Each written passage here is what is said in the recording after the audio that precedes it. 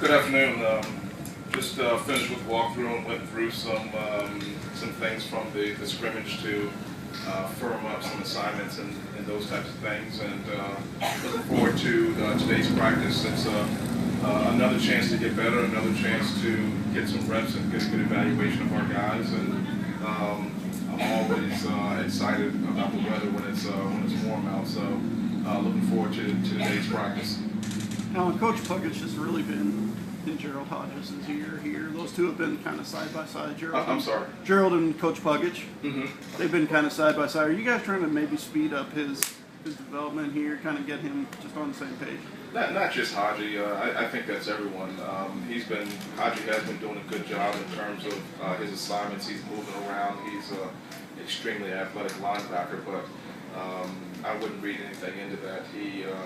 He does that, I think, with everyone. It just may seem like a little bit more of him, but he does that with all the guys. He'll catch them going in the locker room, coming out.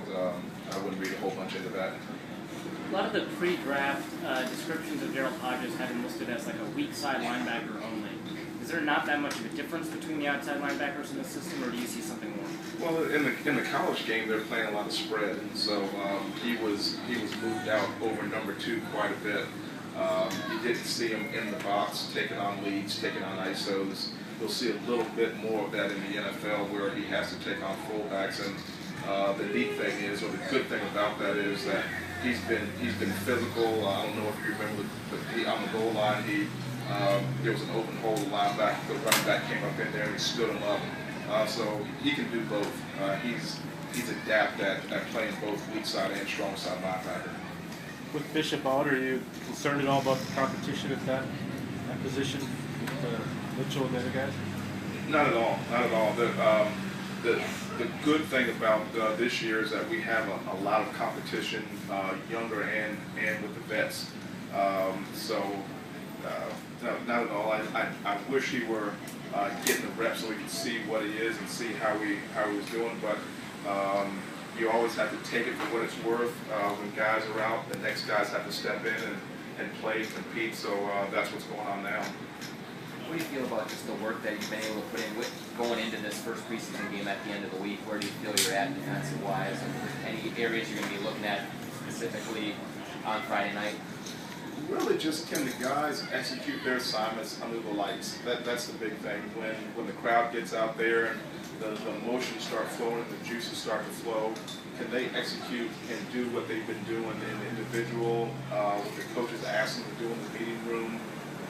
Also in the group work, can they carry over the practice field to game-like situations? And then really, you want to see if guys can run, can they tackle, and can they think on their feet when it's all running together? How much growth do you expect to see, and how much growth do you need to see out of Jamarcus Sanford moving forward? Growth, well, I just expect him to improve. That's all, and with everyone. We don't want to stay stagnant. We want to see each guy improving each week, each game. So I'm just looking forward to Jamarcus to improve. He has a year under his belt where he played quite a few ball games as a starter, and you just want to see that see if he can take over where he left off and continue to improve. He told me he kind of likes the vocal aspect of what he does. Do you kind of have to meter that, or you just let him go? I let him go. I let him go. That's his personality. I'm not going to hold the reins in on him and let him go and let him play. And that's part of what makes him a leader and what makes him a good football player. It talks for him or her. Jamarcus. Yeah, Jamarcus does, without a doubt. How do you feel about that depth in the secondary right now? The fact that a few guys are kind of nursing a few things. It's expected. You wish it wouldn't happen, but if you let that get you all out of whack, it's going to be a long training camp. You just know that that hamstrings can be a part of what you do, and the one thing that we talk about is just the next man up, and the next man has to come in and compete and play good football. And we told them even before camp started, if someone happens to go down, if you're young, you have to know your assignments, and you're expected to come in and compete and play well. And that's part of, I think, what makes us a good defense is that the guys know that if someone goes down, they're expected to come in and not be the next guy, but be themselves and still play well. Is AJ dealing with something too? I think he may have a foot or something. I'm not quite sure, but we'll see what happens today if he practices and see how that goes. Yesterday he made it through most of the practice, and we'll see how today goes. You don't have a lot of opportunity to practice tackling during the practices, so will this be your first opportunity to see how well the new faces do in tackling? Yeah, we did a little bit of live work goal line wise, but it's not in the open field. Usually that's a progression that you usually tackle a little bit better your second game, preseason game, a little bit your third game, and the fourth game as well. So what we want to do is make sure our guys are fresh and running hard and allow the tackling part to catch on as it does. What kind of strides have you seen out of Josh Robinson? Big strides, big strides. We're very pleased with the way Josh is coming. As I said before, that the nickel spot it's a different animal. You have to be able to fit up like a linebacker and run and cover like a corner and have enough range like a safety. So that's a spot that requires a big skill set, and he's taking that on.